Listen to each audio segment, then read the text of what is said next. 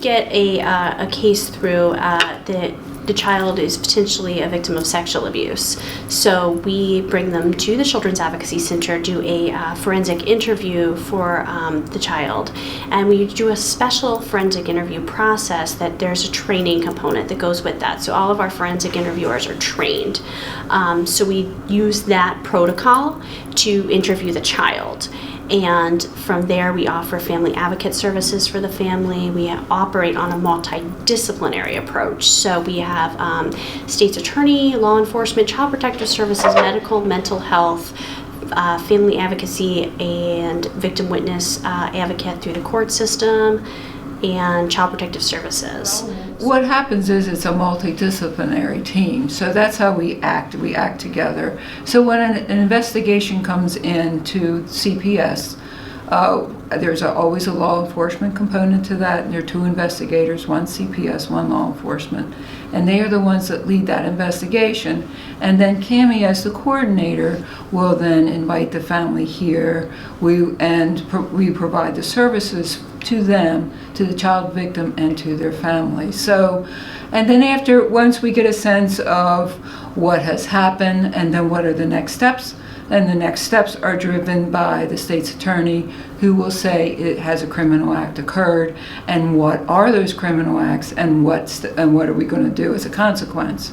So then we have a multidisciplinary team meeting, and then we talk about what's the status of the family from the family advocate's point of view. We always offer mental health services to the child and to the family if needed, but that's always a component.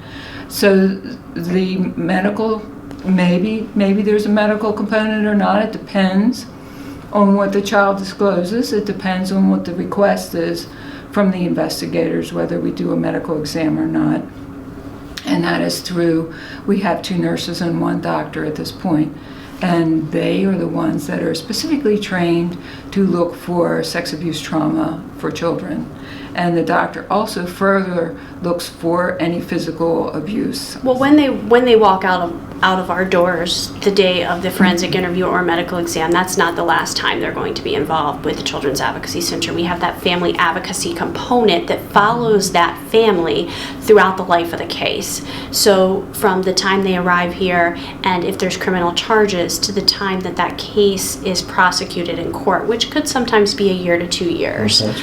So those services are continuing along the entire life of that case. Mm-hmm. So the family advocate component kind of is that go-to person. Mm-hmm. If they need to, for the multidisciplinary team and the family, it's kind of a bridge. So when we staff the case, if there's information that family needs, then that family advocate is able to communicate that to that family. Mm-hmm. Vice versa, if the family advocate is aware of information that the multidisciplinary team needs, then they're kind of that bridge back. And you asked a question earlier about the trauma. We always think the children have been traumatized. Even walking through this door will give some trauma.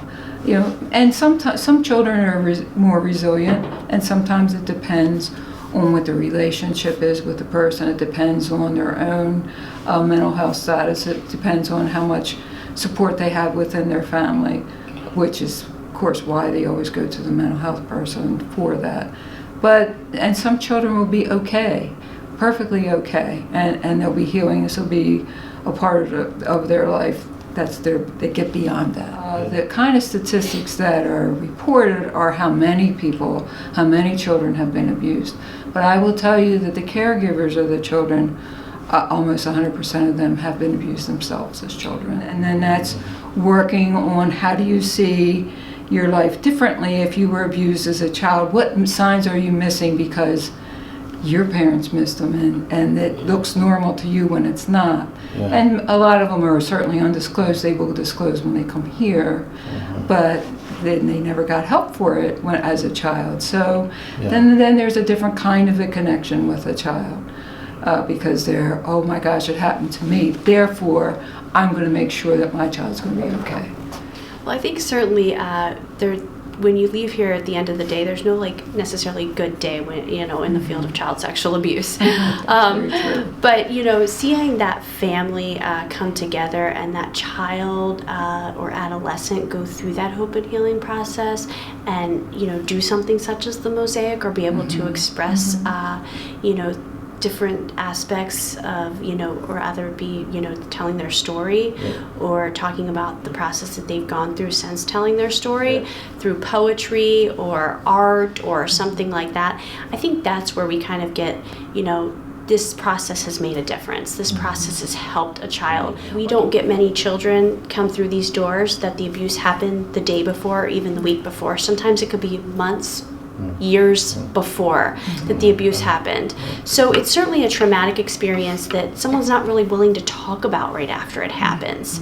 So finding that person that is willing to, you know, talk to that child or be a listening ear for that child is huge. I think education about talking to children and, you know, certainly professionals around the areas, you know, talking to children, but also being that ear for that child, one of those trusted adults that is listening to that child and is there for that child. It's very hard for a child to say something if they don't have somebody to say something to.